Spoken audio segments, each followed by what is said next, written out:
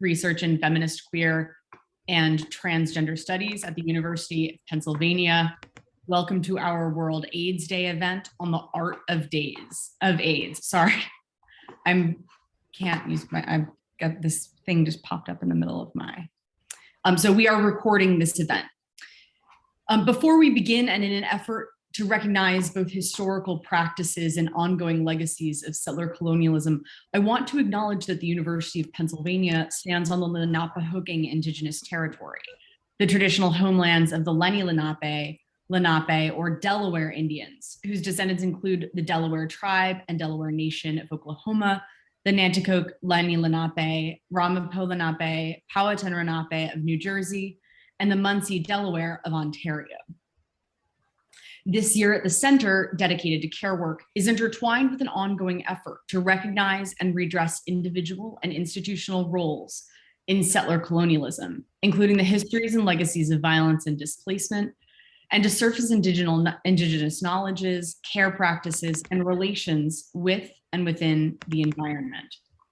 We here at the Center are working with Penn for Pilots, the staff and faculty group that is advocating for Penn, the largest private property owner in Philadelphia, to participate in a payments in lieu of taxes program. We also encourage everyone present at this event today to check out the resources available through Natives at Penn and to consider signing the petition for Penn to recognize Indigenous Peoples Day. I'll drop links to both of these in the chat a little bit later. 2021 marks 40 years since a new viral agent with an unknown etiology emerged and instigated the HIV/AIDS pandemic. This history of AIDS is inseparable from the manifold ways the epidemic was ignored, naturalized, and even welcomed by some. But almost since its inception, people with and at high risk for infection, families both given and chosen, and allies formed networks of care knowledge sharing to develop and distribute information, counseling, and guidance when governmental and other institutions failed. These efforts laid the groundwork for the proliferation of critically important activist efforts by organizations, including the AIDS Coalition to Unleash Power, or ACT UP, and Queer Nation, which would eventually lead to the allocation of funding to study the virus and stem the tides of plague. Critical to these activist strategies was a breadth of visual content, ranging from guerrilla public service flyer campaigns, safer sex videos that also dispelled misinformation in circulation, and best practices for care produced by organizations including Women's AIDS Video Enterprise, or WAVE, and ACT UP's visual arts affiliate, Grand Fury. This work also actively contested dominant ideologies that subsumed AIDS into phobic narratives around sexuality, race, class, ethnicity, religion, and supposed morality, and introduced a revolutionary aesthetics of care that had a material and structural impact on the HIV/AIDS crisis. This program today, The Art of AIDS, considers the conditions of possibility that emerge out of the poetic, musical, visual, and performative aesthetics, broadly defined, of HIV/AIDS care work. We have 5 wonderful presenters joining us today, each of whom will speak for about 10 minutes. After that, we'll have a Q&A session. Please feel free to direct message me any questions you have at any time. I'll introduce each speaker before they begin. But before we get started, on a very personal note, I want to thank Maria Murphy, Associate Director for the Center, and Melissa Sanchez, Director of the Center and Professor of English and Comparative Literature here at Penn, for all they have done to make this wonderful event happen today. Our first presenter is Dagmawi Woubshet, the Ahuja family Presidential Associate Professor of English at the University of Pennsylvania. A scholar of African American literature and art, Dag works at the intersections of African American, LGBTQIA+, and African studies, and has contributed work for many scholarly and public-facing publications. He is the author of The Calendar of Loss, Race, Sexuality, and Mourning in the Early Era of AIDS. Take it away, Dag. All right, thank you so much, Kat, and it's a pleasure to participate in this discussion. I want to thank the Center and everyone who has made this event possible. So I'm going to read something to you all that was published last year in a special issue of the journal Souls, and the special issue is called The Black AIDS Epidemic. The piece is called Self-Record. It's a short vignette, and it has a dedication and a short epigraph by Audrey Lord. Self-Record, for Levester, harbinger of new love. I started out, like all of us start out, a coward, afraid. It is not to say that I am not afraid now. It is to say, whether I'm afraid or not, I count less. I value myself more than I value my terrors. It does not mean I don't have them. Once I take that position, I can look at them and see what it is they teach me. Audrey Lord. In December 2017, at 41 years old, I was diagnosed with HIV. Earlier that summer, I had moved to Philadelphia from upstate New York, where I lived for 10 years, and I came to the city of brotherly love, a bachelor, shortly after the end of a long-term relationship. To say the news of my diagnosis came as a surprise would be a lie. I wasted little time settling into an active sex life in this corner of the world, and I was not on PrEP, nor always using a condom as I had done fastidiously in the past. When I went to get tested this time, I was anxious indeed, more anxious than all the past tests I'd received twice, sometimes 3-4 times a year the previous 20 years. That's not entirely true either. A few years back, one frigid Friday, I drove from Ithaca to Syracuse with needy speed, a giddy anticipation hurling me toward a weekend tryst. Outside of the relationship I was in, it was the first time I had sex without a condom. I paid this lapse little mind until Sunday morning, when I drove back again with great speed, but now neat, dreadful anticipation from Syracuse Crown Plaza to straight to Ithaca Urgent Care to get tested and receive a 30-day supply of PEP. False alarm, I was told a month later, a precaution well taken. By the time I was racing up and down I-81 chasing sex, I was still with my partner. By then we had been together for over a decade, many of those years long distance. The eve year of the millennium when we met, I was 23, he was 19. We grew up together, in effect became men together. Over time, our love and respect for each other became sacrosanct, and in due time, a profound, tender attachment and a kind of idealized beauty came to replace all sex, which we outsource, protective of other forms of intimacy. We took pride in how we licensed each other, how forthright we were about our individual sexual drives and needs, how we kept our own script. Sexual passion loses its intensity perhaps in all long-term relationships, even as love and friendship increase. But losing sex altogether in our 30s became untenable, the root of the end of our 16-year partnership. I cannot do a full inventory of all the sex I had and the men I met casually during this pivotal interval of my life, although some rush forth with immediate force and felicity. Oh, the moan of those two friends in Harlem, like the hum of hunger being satiated. Dagie, Dagie, Dagie, Dagie, Dagie, the man in Addis Ababa who chanted my nickname as if it were a prayer. The guy in Syracuse who told me sharply as I was undressing, do not take your socks off. Another in Paris who said with equal balance of command and entreaty, comme d'habitude, suck it like it's your habit. Yet another in Syracuse who made me discover the sudden power of spit. We have a memory bank of sight and sound and scent and taste and touch and weight, sensations of the flesh unleashed by sex that we can redeem at a second's notice. Not all of it is imbued with the intense pleasures that leave a permanent mark, of course. Sometimes bad sex or matchup can have its own persistent memory too.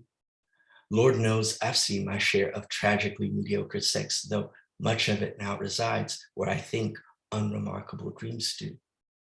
I've also seen from my share of mismatches in this hyperporn age, the divide between the theater of our smartphones and the reality of who we are, the schism between the pithy texts and tiddling photos that advertise our personhood and body, and the complexity of how we be in the flesh. With a dose of honey and rue, I laugh quietly, shake my head at my own petty antics and inadequacies as I do of others. I am most grateful no harm has come my way from any of the men I've casually met, and no harm from me toward them. I'm equally grateful, fleeting, even transactional though they be.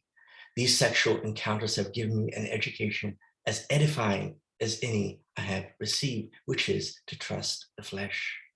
An erotic prerogative I have learned to heed and to exercise in pursuit of a world where virtues of sensuality, joy, generosity, truth, daring, gratitude, and love reign supreme.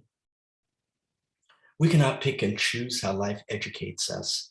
We can be educable, however, by whatever tempest or calm, refined or ratchet experience life is certain to send our way, and crisis, which if not here already, is around the corner or soon on its merry way. In a personal crisis like mine in December 2017, it helps to have resources to withstand the shock of the moment. What hit me first when my doctor told me I was HIV positive was confounding disappointment, not directed at myself or even my foolish behavior, but at the news itself, the non-fulfillment of the answer I'd hoped for and expected to hear and heard countless times my adult life, negative. Then came, not all at once, but staggered other emotions.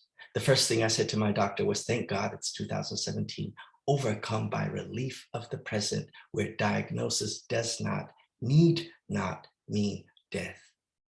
My Lord, my Lord, my Lord, gratitude for the 41 years of precious life on this earth, for being recipient of my family's and friends' fiercest love. Stabs of sadness, thinking, how will my loved ones receive the news? And dread, how will I tell them?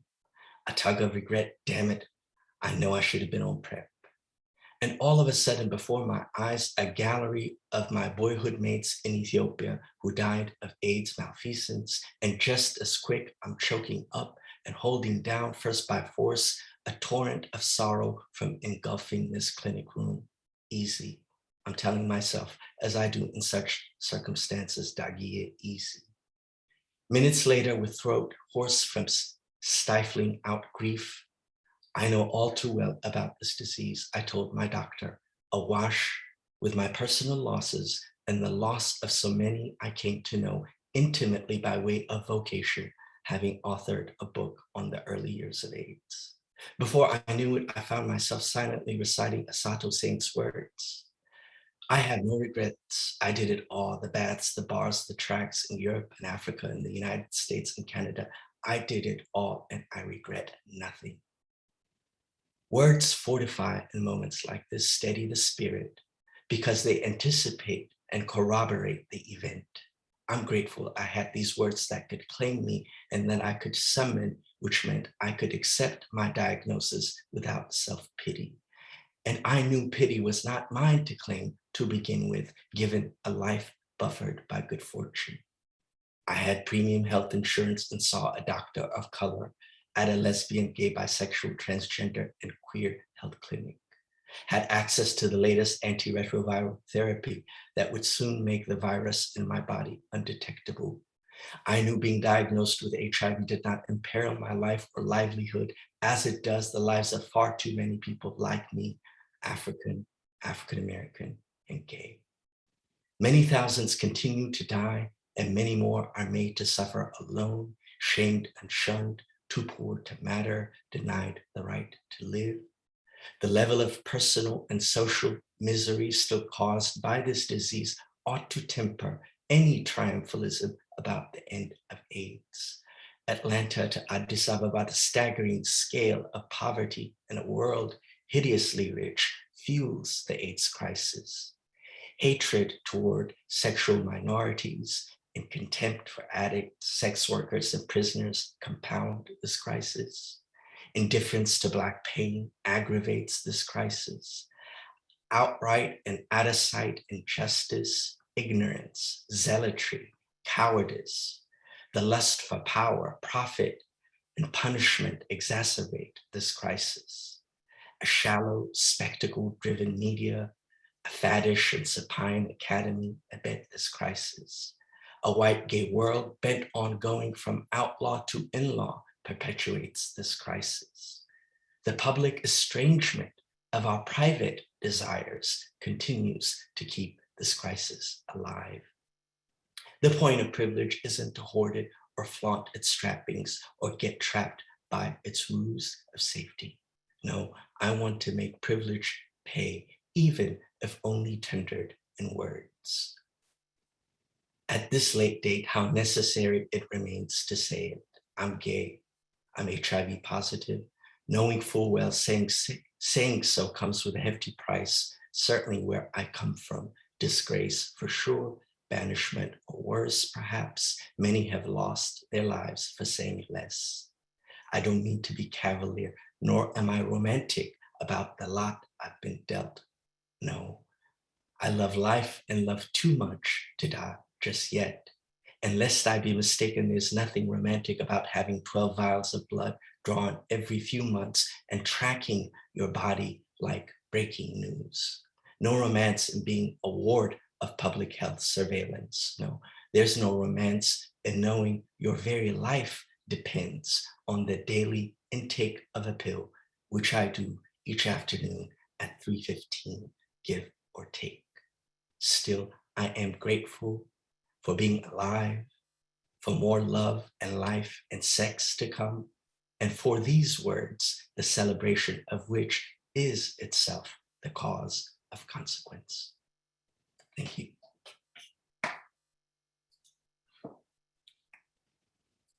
Thank you so much for sharing that incredibly moving reading, Dag. You mentioned so many of the critical through lines of what we are discussing today. So thank you for setting them up so beautifully for us.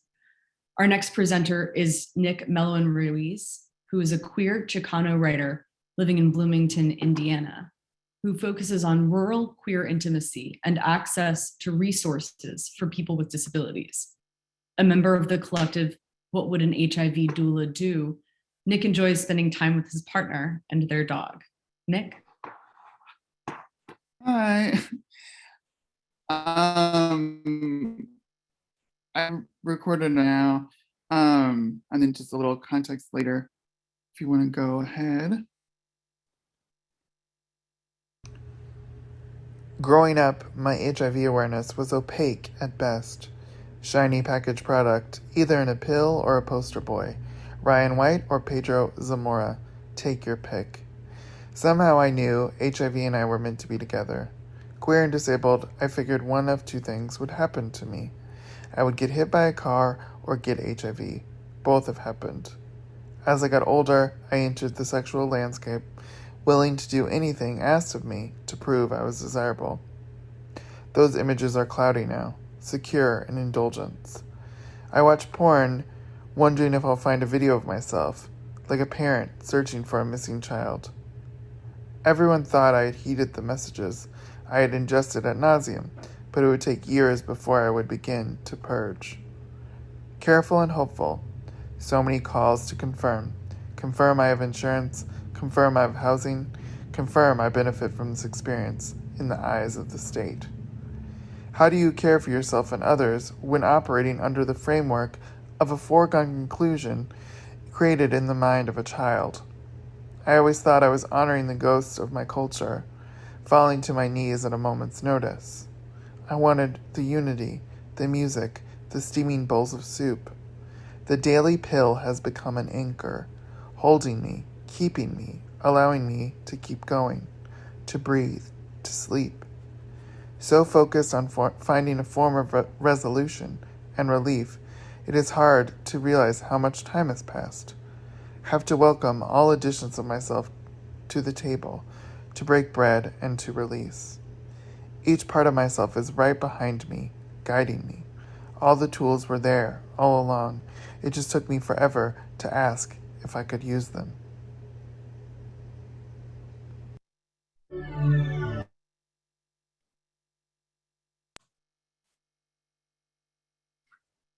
So I wrote that and recorded it from the from the context of really holding and honoring like my most chaotic and frantic self, which I would say would be like 16 to 20, 28. And I was diagnosed in 2015. And again, I operated under sort of like a foregone conclusion model in terms of diagnosis of just like, I'm engaging in these behaviors. There's only a few things that can happen. I enjoy what I'm doing and I feel some semblance of control. And like, I put myself in these places, and as someone with a disability, cerebral palsy, I enjoy being like subverting these spaces and being in these physical structures like a bathhouse or a leather bar that aren't really designed for someone like me and like the movements that I make. And so I really, was, comfortable in that and was like, I'm gonna be here and you're gonna see me, and and I am just as viable as anyone else, and like, sort of bargaining with all of these dynamics. And I had all of these chips on my shoulders to brush off. And I just want to take that person that was so frantic and had all of these things that they were so worried about and just like hold them and like let them know that we're pretty okay now. I mean, like ultimately, like things are, still frantic and chaotic and worrisome and all of these things, but we have a system of a framework where we're not afraid anymore. And I was just talking about this yesterday with a friend, that in terms of like public sex spaces, where I now use a mobility device, and that was like a walker. And that was a really big moment for me early in my diagnosis, where I had to do that. Like I had to bring that into my life. And I had denied that I had a disability and like else, like I can be in spaces on and on and on. And so bringing the walker to the forefront was like merging both identities. And so now I have nothing to hide, and it's all there and it's all visible, and there's nothing that I can lose, because everything you need to know is right there. And so like nobody can come for me, and like, and I'm comfortable and I'm secure, and I don't have to worry anymore.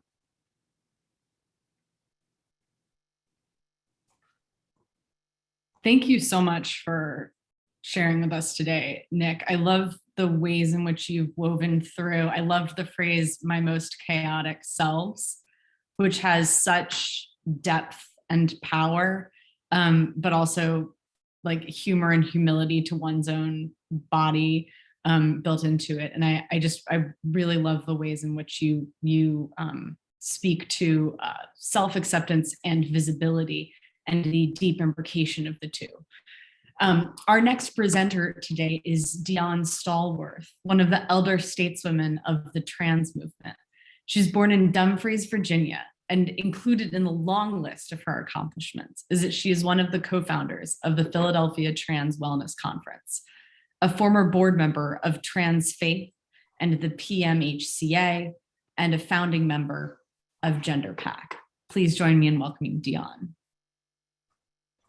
Hi, folks. I'm not an artist like most of these people, but I thought I'd bring something to show first. Let me see if I can get it right here. Alrighty. And I do. All right. This may not seem like much, but I can't, the subject of this presentation is about the art of AIDS. And it's hard to speak from the perspective of a trans person without being angry, but I'm going to do the best I can. But the first reason that you see this here is because even during 1971, what we now declare as trans personages or people who are non-binary or gender fluid or what have you, we were the dirty secret in queer space. Everybody buried us like dog poopy, and nobody wanted to see us, be with us, hear with us. And what was worse is that came from queer space, not just from cis and straights. It was very. I was very young during most of this time, and really didn't have much understanding of a lot of what was going on in terms of HIV and AIDS until I started reading the paper, and people were dying everywhere. And what essentially happened is that for the first time, even though straights and cis people kind of just lumped us all together, which is why they wound up with this LGBTQ thing later on, we started working together. There became specialized groups. POCs began to take care of themselves and reach them where they were at, and various guys began to reach themselves where they were at. And although it came later than it should have, there was some outreach to women and lesbians, and how that came about. And it seemed that people forgot that these diseases don't discriminate. They just kill you because they kill you. Some of the things that we seem to have forgotten amidst our present situation with COVID. And it seems like stupidity and craziness has become the standard sanity of the day, if you ask me. But like I said, you didn't, but this is what you get when you call somebody who's in their 60s. But the working together came with a really big price tag for the first time, and that didn't come until much later. I'd say about 78, 79, even perhaps even 80, that gays and lesbians started to recognize that trans people in and of themselves were different, and that the outreach to them had to be different. So what wound up happening out of HIV/AIDS movement is essentially the very beginning of the trans rights movements, because even though we were there at Stonewall and what have you, our own people didn't really seem to think of us as much. But towards the later, towards 80s and mid 80s, gays began to reach out to us. Some lesbian organizations began to reach out to us. We began to school them about who we are, what we need, what have you. There came organizations that we built to try to take care of us. But we even, I don't mean to sound completely that that trans people themselves were left out of this. Baby, we had, if you talking about a lot of hangups, whew, we could give schools on hangups and then some. There was the racial thing. There was the class thing. There was the passing thing.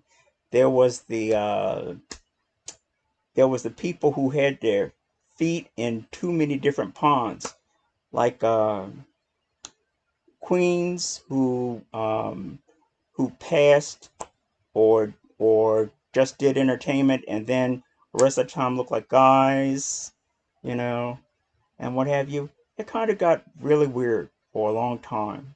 People didn't know how to deal with them. They didn't know how to deal with us. So it became essential that not just our rights, but our health needs began to take precedent. And at this point, a handful of us in Philadelphia got together and we created what is now the Trans Wellness Conference. Dion, I'm so sorry to interrupt. I just want to make sure if there was anything if you were demonstrating something on the screen or if we were supposed to see something. I just want to double check. I'm so sorry if I'm breaking the flow here.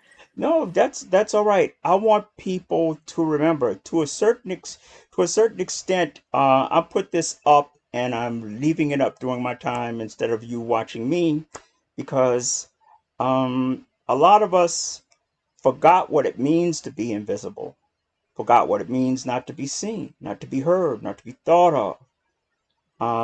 Every year, November 20th, we remember all the people that died and are dead.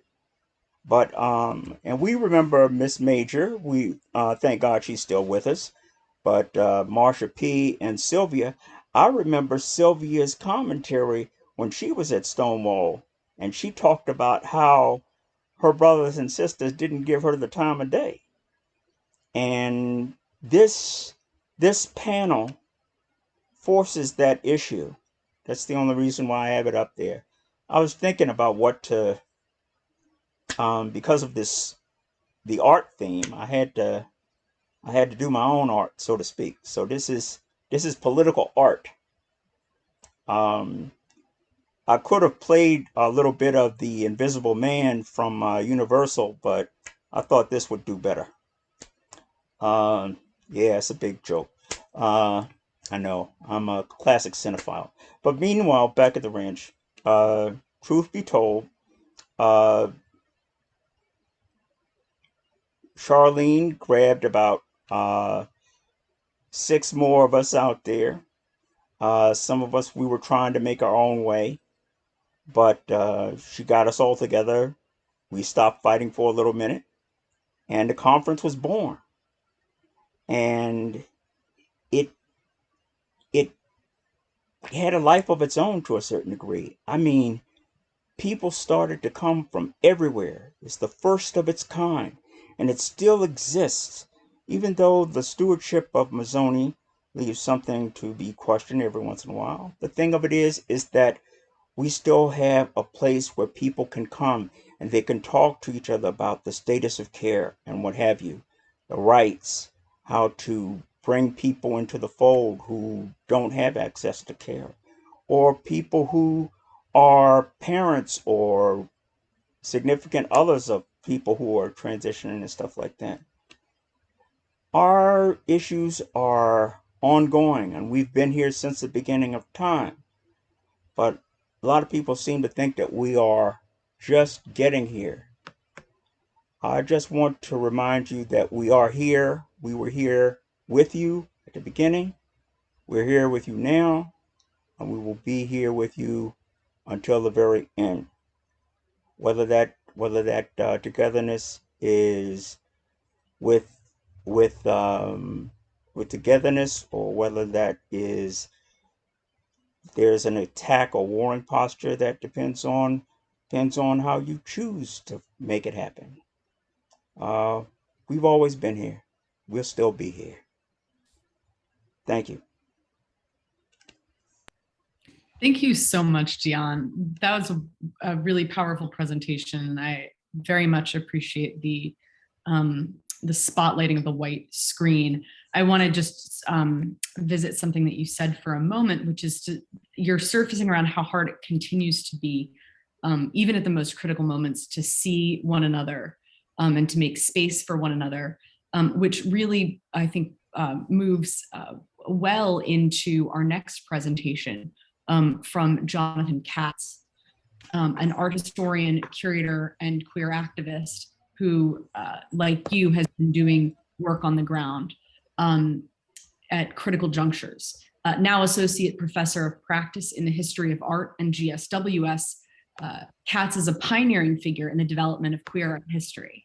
The author of a number of books and articles, he was the first American academic to be tenured in what was then called lesbian and gay studies in 1991. Katz co-curated Hide Seek, the first queer art exhibition ever mounted at a major US museum, which opened at the Smithsonian National Portrait Gallery in 2010 and won numerous awards. And I will note briefly that yesterday was the 11th anniversary, not just of the show being up, but of when the Smithsonian Institution caved to right-wing pressure and pulled down a critically important video by an AIDS era artist, David Wanarowicz.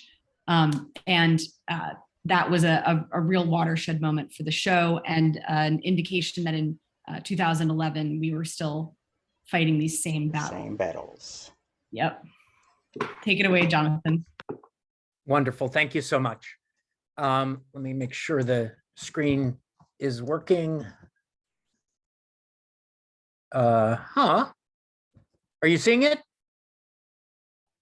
Well, we're seeing your torso now. Okay. We're seeing a two-part thing with the sculpture. Yes, a sculpture. Good. That's it. Good. So, thank you, Kat and everyone. I just wanted to give a little history here. So, I came out in 1978 before AIDS, and at a visit to my physician for a regular physical in 1982, he happened to notice a spot of Kaposi sarcoma on my leg, and I received an AIDS diagnosis. It was an AIDS diagnosis in those days that was, of course, accompanied by the surety of death. And I lived as a person with AIDS until 1988. And then in 1988, they invented the PCR, the polymer chain reaction test, which actually bizarrely indicated that I was HIV negative. I had Kaposi sarcoma. I did not have HIV. And so I'm one of the few people around who walked to the edge of the pit and then had the privilege to walk back. I give you that background in order to underscore how struck I was in the early days of the plague, that I was seeing so much work about AIDS that worked very hard not to look like it was an art about AIDS. And it was only a little bit later that I came to realize that that was because of our own government, which had passed a series of laws that prohibited the use of any federal funding or any institution that had ever received federal funding from making work about either AIDS or queer life. And so what I came to realize was that there was an entire movement of art making that had sought to reference AIDS sotto voce, and in its quietness to engage a kind of activist read. So what I'm showing you is Scott Burton's two-part chair from 1986. This graced the lobby of a skyscraper on Fifth Avenue in New York, a part of an installation by Scott Burton. Burton would die 2 years after the completion of his two-part chair of HIV. But of course, what he did was to make a work of art that from a frontal perspective looks like a modernist chair, but viewed as here from the side, insinuates queerness so subtly that titans of industry would sit on this completely unaware that he was queering their position. And in a lovely sort of additional fillip of meaning, these two heavy blocks can only stand as a chair when they're interconnected. Move them apart and they both fall to the ground. This was what AIDS art looked like. This is, of course, Felix Gonzalez Torres's Perfect Lovers. And what's striking about this work is the degree to which, as in so many of the works of this period, you wouldn't necessarily know that this was a work about AIDS. And indeed, when I first saw it, I thought, oh, it's one of those clocks, you know, where it gives you time in New York and London or something like that. It took a long time for this to filter into meaningfulness, as I came to realize that these were personifications of Gonzalez Torres and his partner and their inevitable demise. White AIDS, 1993. What you're not able to see in my slide is— Jonathan, I'm so sorry to interrupt, but Yeah. You're not advancing, the slides aren't coming through. That is weird. Yeah, are you clicking on the third Yeah, slide? I'm seeing it. Hmm. So are you seeing it now? We are, it looks like the Scott Burton piece is still selected. Yep. That is so weird. So what are you seeing? Just— I see it's not in presentation mode, it's in editing mode. So I see the slides on the left-hand side and the Scott Burton piece is selected. okay. I can search for these images and pull them up, sort of. No, that's gonna No, that'll take too much time. Yeah. Let me see what I can do. Can you do perhaps presentation mode, which if you top Yeah. middle of the bar?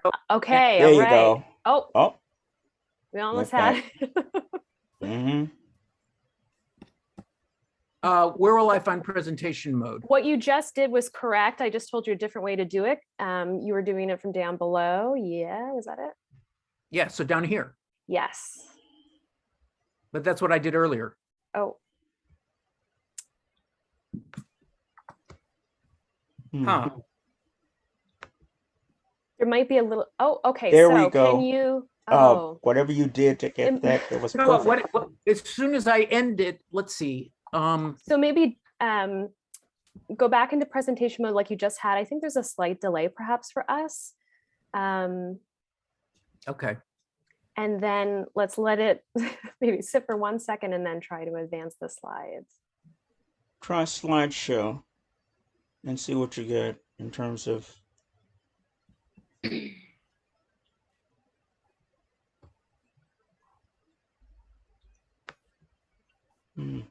No. All right. So what are you seeing now? We're still seeing it in editing mode, Jonathan. And are you, is it advancing? No. No. If you so what we're seeing on the left-hand side, sorry, Jonathan, let me just make one more suggestion. We're seeing the first slide selected. If you can click on the third slide that you were going to move on to, I wonder if that would. I'm on it now and I'm seeing it on my screen, so I'm really confused. Maybe stop sharing and try again would be my guess. And otherwise we could, oh, here we go. We got it. Oh, No. What's got it. happening is that every time I shut it down, you guys say it's working and then it seems to, and then it shuts down and it stops working. And I don't know why that would be. So right now we are seeing the general idea White AIDS number 193 piece. Okay. So then I'm just going to do that. And is there it we go. Okay. Perfect. This is perfect, Okay. Jonathan. Yeah. Thank you so Okay. much. Sorry about that. No worries. So this is General Ideas White AIDS. It was part of a piece that was an entire installation. The word AIDS is written everywhere on those canvases. It's also written on the wallpaper, but it's white on white. So of course it's illegible.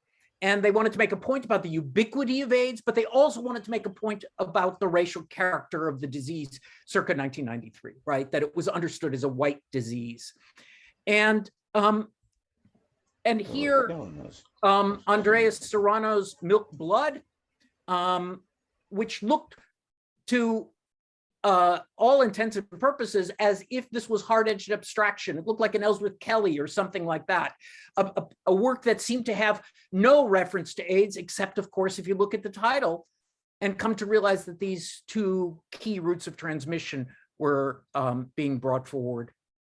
So within that kind of quiet activist art, the kind of quietness necessary to circulate within the museum world at the time, there were a group of artists who nonetheless sought to communicate to one another. I'm showing you David Wanarowicz's Untitled Buffalo.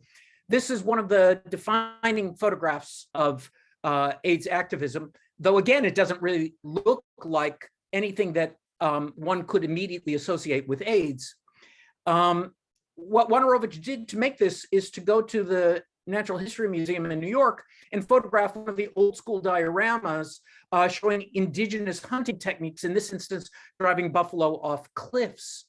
And of course, the implicit parallel to the way queers were being driven off cliffs due to the pandemic.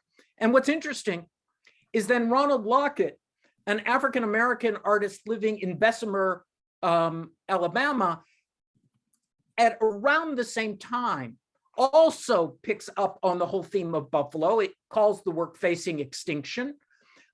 Interestingly, it doesn't seem the case that Lockett knew Wanarowicz, and the art world at large didn't know Lockett at all. His work had not yet surfaced. And so these are two completely separated visions. Oops. But Frank Moore brings the buffalo back in Lullaby on a beautiful canvas of a hospital bed, pristine white bed, buffalo grazing on it. And then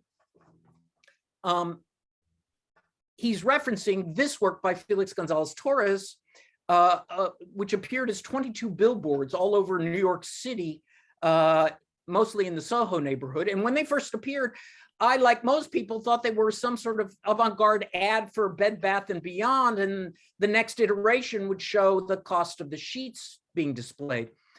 Only it never changed. And slowly we began to dawn on us that this was a work about AIDS. And then Joy Episala picks this up, and though friendly with Felix, comes to understand that there are certain forms of exclusion inbuilt into that work, because of course it's pristine, it's white, it's up there in the sky.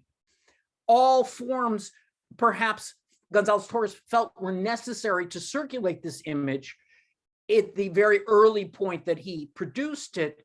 But by 2003 to 2014, Joy has a different set of constraints. And so she takes the photograph and quite deliberately places it on the ground. You can see that it's on the floor in this slide. And she puts a dirty pillow on top of the white pillow, both to end its pristine quality and to reintroduce eroticism, which had been lost in Felix's imagery.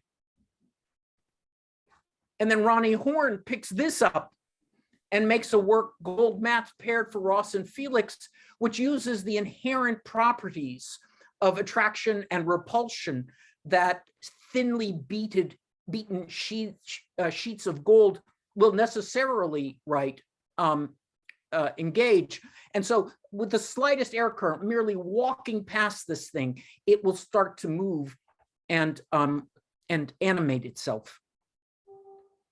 And finally, Dean Samashima, an artist of a different generation, a full generation younger than me, than the artists like Wanarowicz, in his In Between Days Without You from 1998, in which, as a young gay man, he sought to find a way to integrate HIV into his erotic existence, because all he knew was the era of the plague.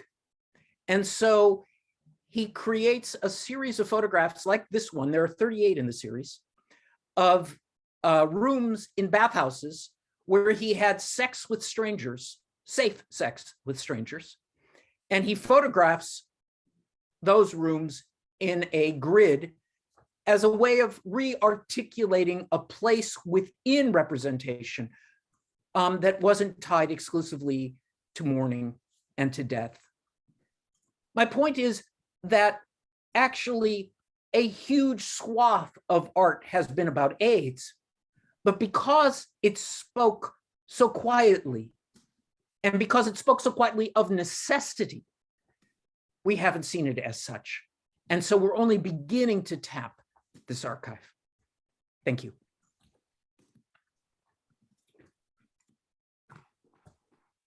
Jonathan, thank you so much for sharing that work with us.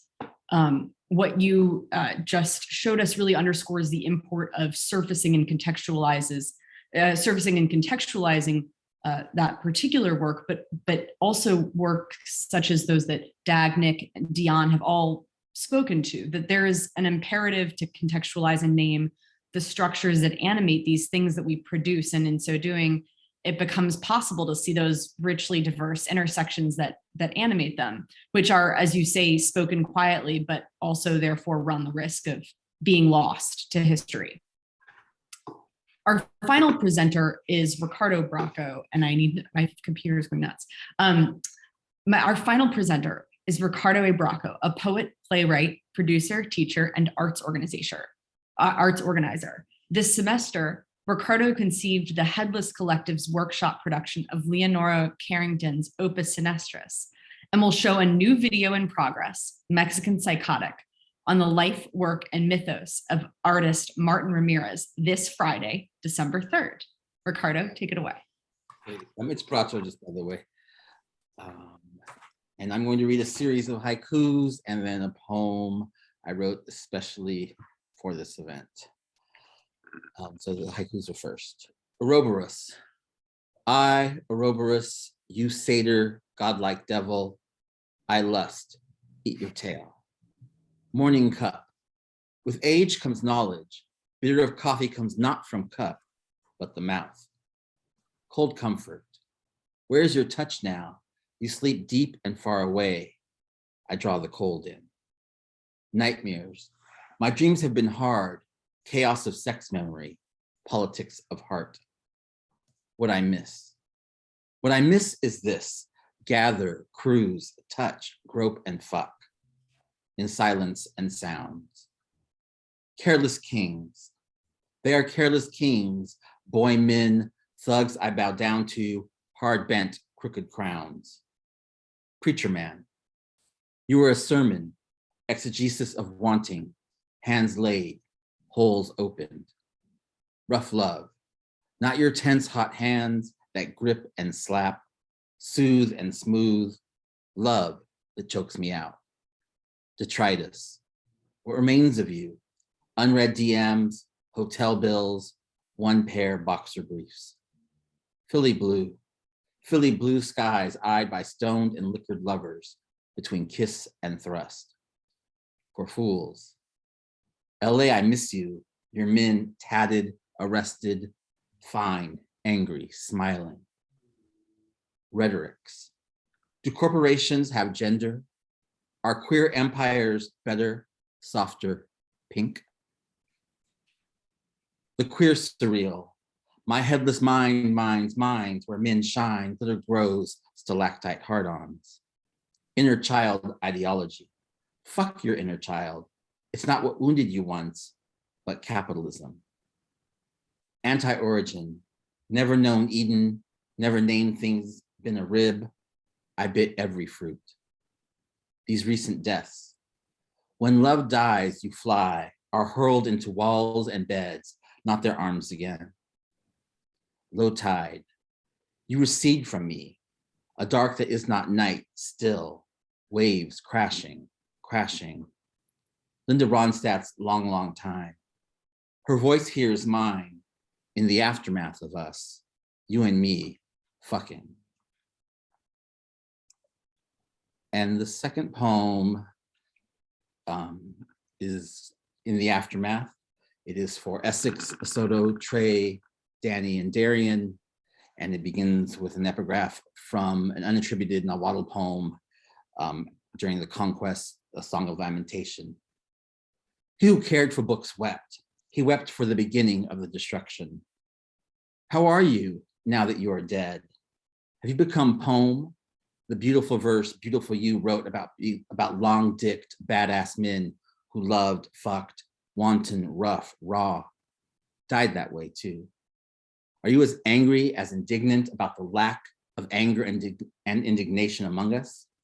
Your people, you kingly queen.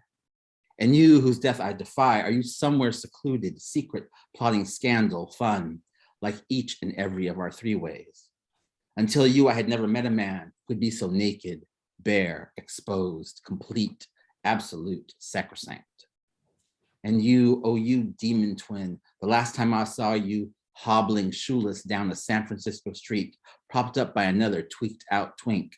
Wait, no, the last time was actually this time, now, just now. I Googled your name, found your face, your obituary, you gaunt, smiling, gone. Have you and you and you, since you stopped breathing, found a way out of the motherlessness that so disfigured your beautiful form? My sorrow formless, these couplets incorrect. I live on in the aftermath. Our anger becomes song, your touch rhythm, dick, kiss, ass, blues. Keep coming, daddy, baby, come back to me. Not ghost, sweating, dancing, laughing, hating, raging, poeticizing. The short life you left, pitiful, shrunken, stunning, your death still stunned me. I do not think of you as dead, gone. You have gone on, living, dying, living, dying, living, dying, dying, dying. Please don't end. Thank you.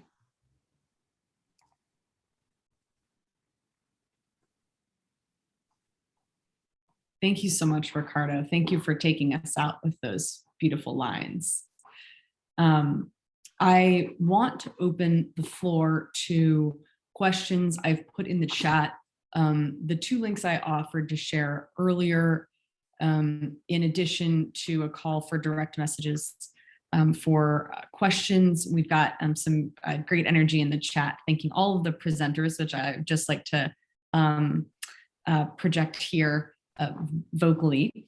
So far, we have one question from Ryan Papazian for Dag, which is, quote, do you regret the sexual interactions you've had in the past as they led to HIV, or have these experiences made you the well-informed person that you are?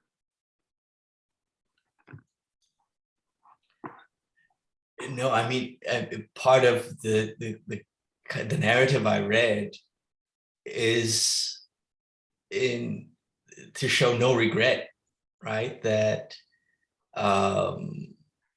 no, I mean, I don't regret it. And yeah, I mean, ultimately that's why I foreground all the things that I've learned, like virtues I've learned by being a person who embraces his erotic sense of self and what sex means to me, to my sense of self, sense of life, sense of vocation. And as I think as a scholar, it's easy to abstract about these matters. And part of writing this in personal terms is that, you know, to attend to it in concrete terms with all its sensualness, its messiness. And I think, as you know, all of the presentations have underscored, right? Like our sense of who we are as people, as desiring, you know, sentient beings, that can be divorced from who we are. Thank you so much, Doug, for those reflections. I want to note that you began your contribution by bringing up Audre Lorde, whose work has often been cited as foundational to sort of like rhetoric and scholarship on care, but is just beginning to be explored. And so I just want to cite her as well as someone who deals complexly with care. If anyone is interested in revisiting her work, I always find it so generative to do that. So thank you so much for that. Alexandra Juhas asks, can the panelists talk about anger? My own words now. Dionne did speak to this a little bit, but I want to welcome, I want to welcome you. I still want to come back to that one because that was asked about. I think the thing that makes me the most angry, and it still keeps getting me angry, is that here I am at 62, and I came out in my late 30s, early 40s, and we're still dealing with the same old crap internally and externally with our government. It's even gotten worse now. We've got people for the first time in known history since we took this place from the indigenous people. We've got people climbing up on the steps of the government trying to kill people that we elected to go to office. We've got some idiot who seems to believe that his right to be whoever and whatever he wants to be takes precedent over everybody else's reality, and it gets news play every single bloody day. I still am a little angry about us being invisible to a certain degree. I think that trans people, for the most part, we still are the stepchildren in queer space. I saw a thing people were talking about contributing today, that 4 cents of every dollar that's given to queer giving is given to trans people, so, and their organizations. So if you figure that every year that that Pride comes up for everybody, one of the first names that come up besides Miss Major is Sylvia and Marsha. That wasn't Alvin and the Chipmunks, folks. We were there, but yet we can't get any help from the people who we're supposed to be most in common with. It's not just anger. It's more it's equal to frustration too. I have to say that. So anybody else want to say something now? You go ahead. Shut my mouth now.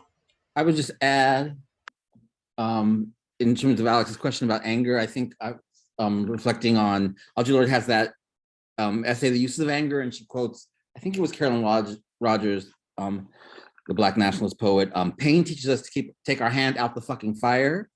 And I think anger teaches us how to direct that, pain, to its pain givers, to, necessarily in the actions that ACT UP took, on the Catholic Church, on the CDC, against the state.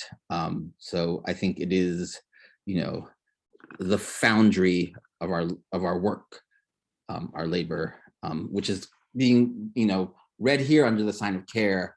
I don't know if I would place it there.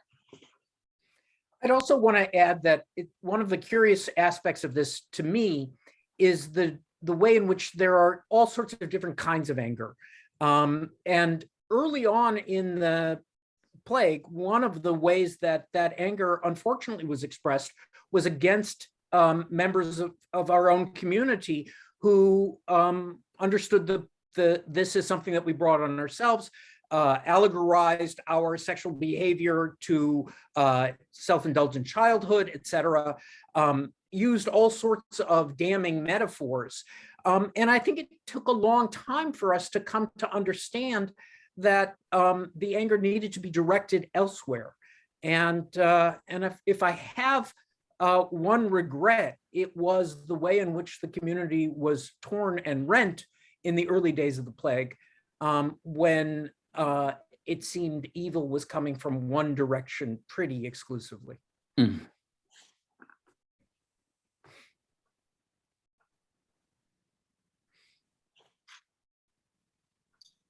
Maybe just quickly, I was just going to quickly add about, maybe not again like anger and care, but anger, yes, given,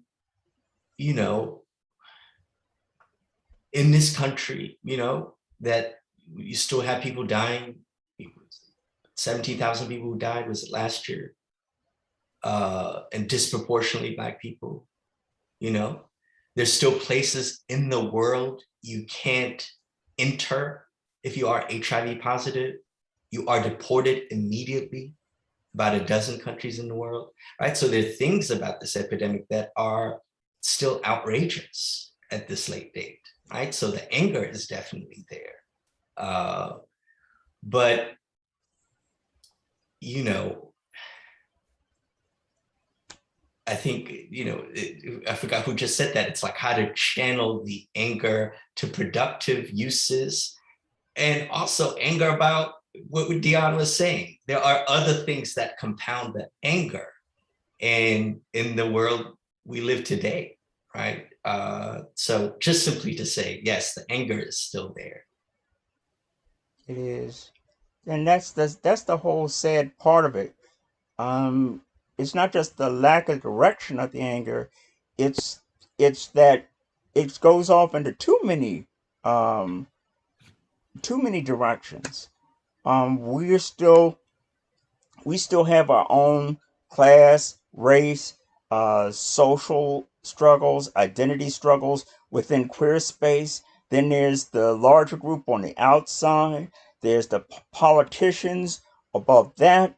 And then there are governments and what have you outside of all of that.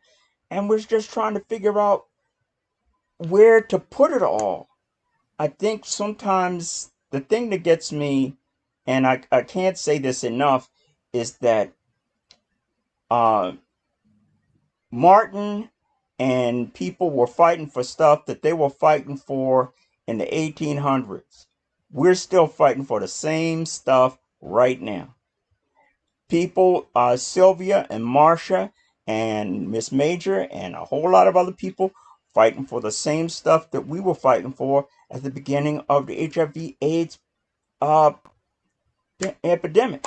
But we're still fighting the same doggone battles. It seems that not just we in the affected groups aren't learning anything, but the people outside of us aren't learning anything either.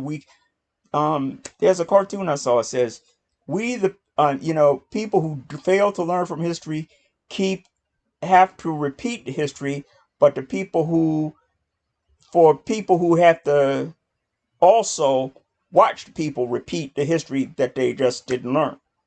You know, I'm 62, almost 63 years old. I've seen so much in my life, and I still keep seeing the same old social trends. It doesn't make sense to me. I don't understand. Like I said, frustration more than anger at this point.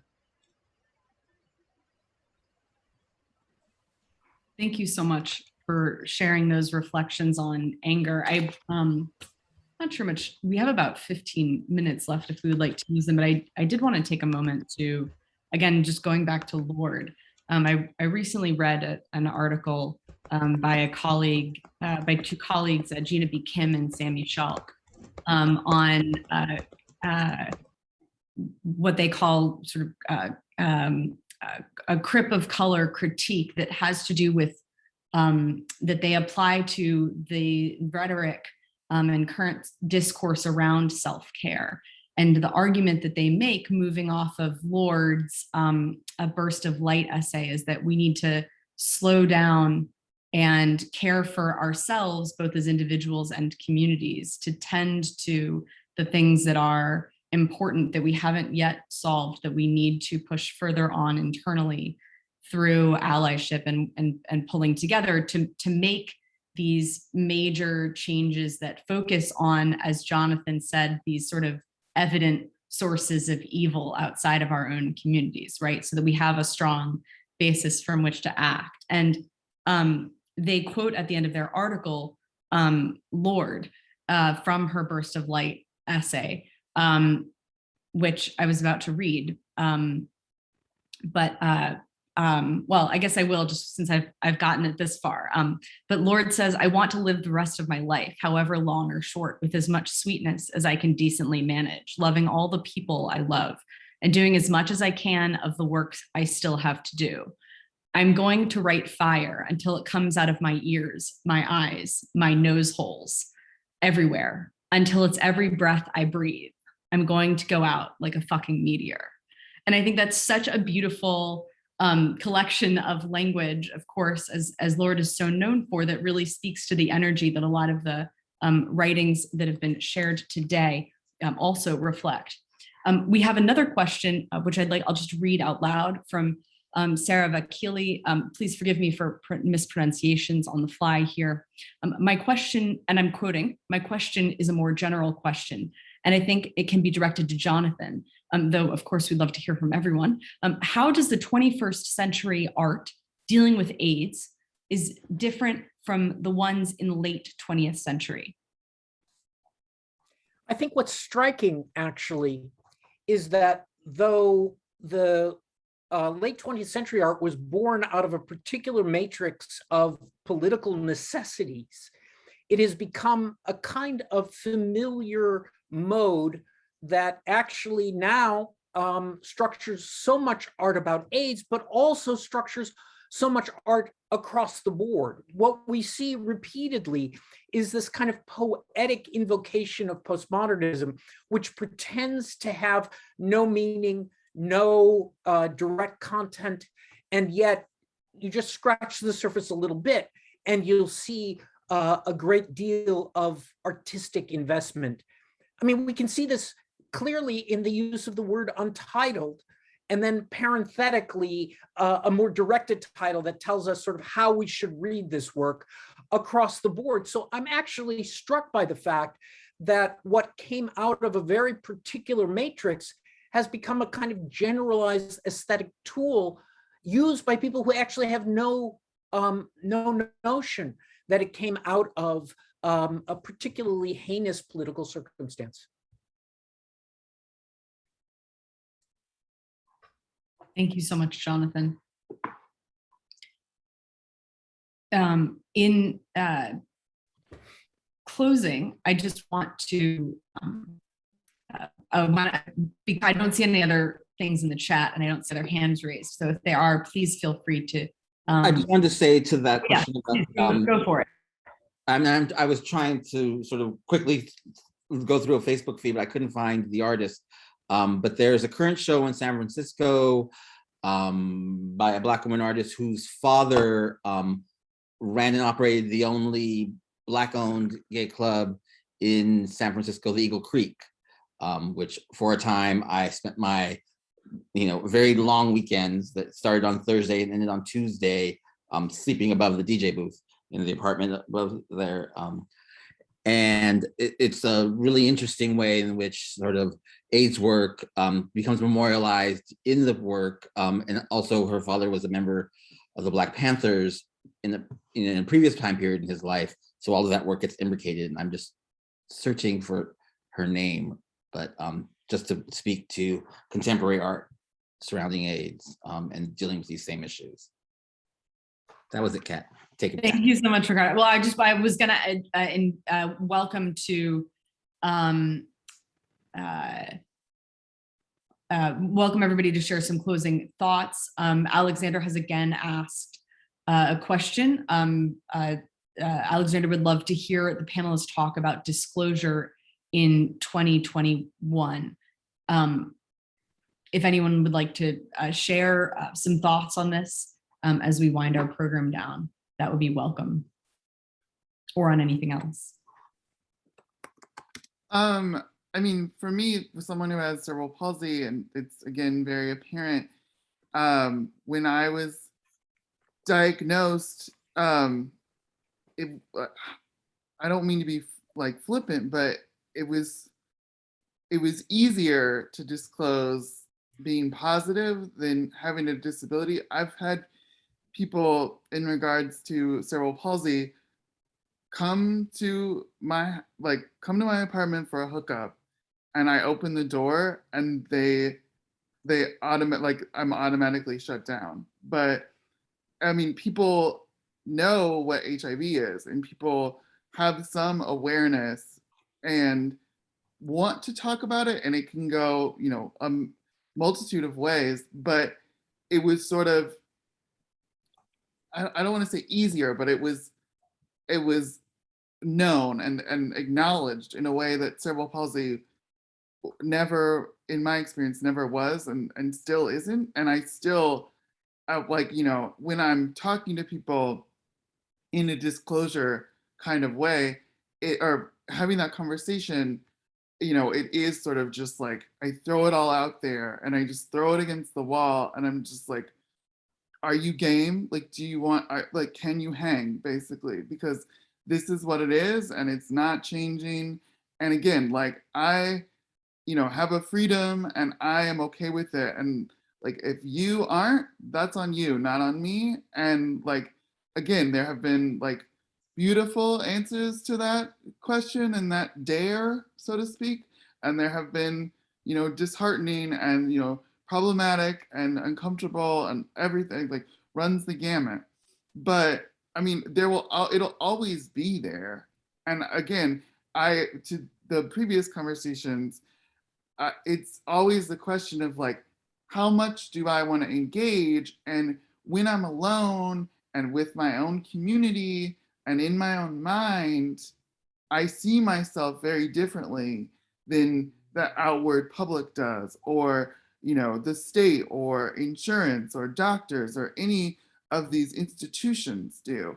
And so I'm constantly hit with all of these perceptions and notions. And in a lot of ways, it's just like, what are you even talking about? Like, I don't even know where you get that. And then so there's so much work to be done. And by and large, I'm completely disinterested by the time I have to have that conversation, whatever that conversation is, because I'm surprised over and over again that I even have to have it. Again, to all of these other conversations in the Q&A, like, and how I see it, it's just like the lack of awareness is astounding. And I'm sorry to take over, but that's what I would say. Thank you so much for sharing, Nick. I really appreciate that. And I really appreciate your reflections on the sort of complexity and multifaceted nature of what disclosure means for different people. Can I jump in on that?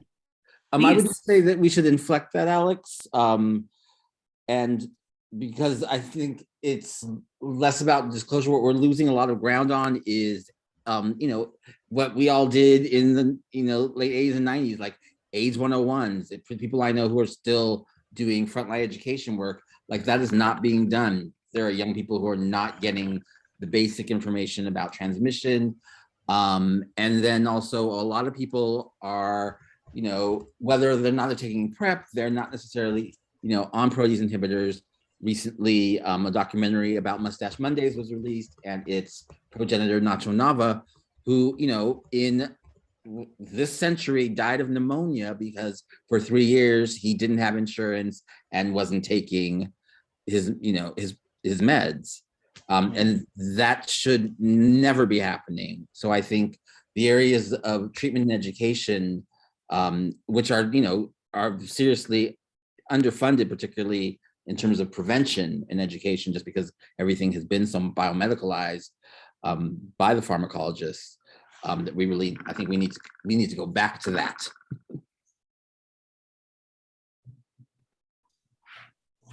Absolutely. We have just more questions coming in, if it's okay. So I'll surface this one question. And Colette Miller asks, being a part of LGBTQIA, is AIDS something that is prepared for mentally?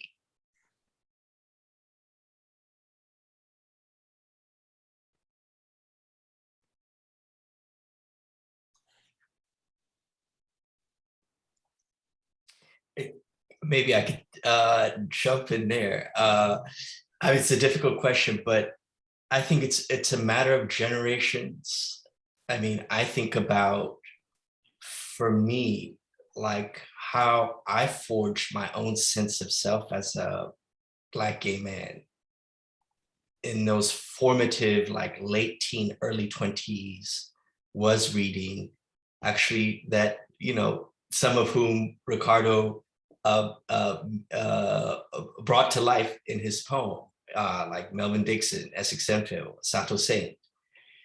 And so in reading their work, it was just, I was honing my own coming to terms with, but also honing what it means to be Black and gay. And when you read that work, for them, disclosing that they were also HIV positive was not only political, but also a sense of how they lived every day and how they were contending with their own illness and dying. So for a generation like mine, just having that, I don't know, enables you in a different kind of way, or prepares you in a different kind of way. So I think there's the generational bit. But to come back to also just, if I may, to the previous question, Alexander's question about disclosure, also, you know, context.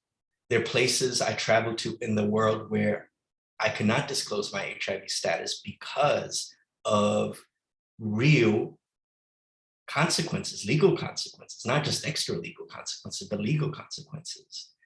So it also depends where we are in this world. Thank you so much, Dag, for sharing your reflections on that. And with, if it's all right, what I'd like to do is to hand it over to Dionne, who's last for the last word.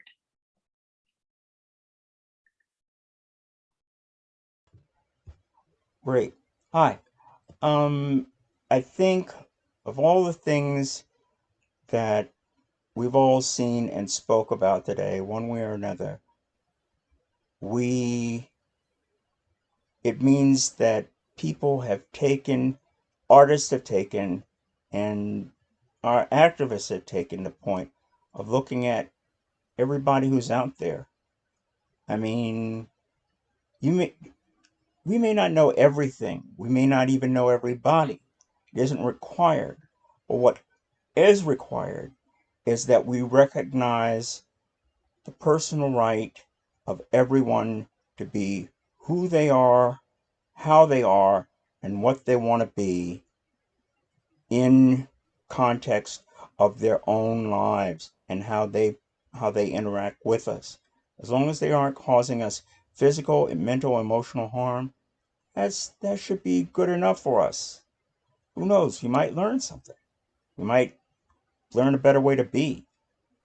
I think that amidst all of the stuff that we learned about HIV and AIDS, from the way that we handle it and what have you, it's the biggest thing is that we've learned that everybody is a human being one way or the other. And I think we keep learning that lesson, and we're going to keep learning until we get it right. Nick, I applaud your courageousness and your frankness. One of the big problems that we had, not just at the conference, but in other activist movements that I've seen in queer space, is that nobody wants to recognize that gay people can also have disabilities. You know, that's we're human beings. Everything can happen to us. What's the problem with that? We're still human beings. You're still human beings. We're your brothers. We're your sisters. We're your mothers. We're your fathers. We're the people who in the bodega down the street. Don't fear our sameness. Just because we're individuals, we're a lot more alike than you might think. Thank you so much, Dionne. That was a beautiful way to help us come to a conclusion this evening or afternoon. I want to thank all of our contributors today, Dag, Ricardo, Nick, Dionne, and Jonathan. Thanks again to the Center for Research in Feminist, Queer, and Transgender Studies at the University of Pennsylvania and the program in Gender, Sexuality, and Women's Studies. I do also want to remind folks of something that I said at the very beginning of the event, which is that Ricardo has a wonderful opening this December 3rd. Information about that can be found on the center's website. Thank you all again so much for joining us today. Yeah.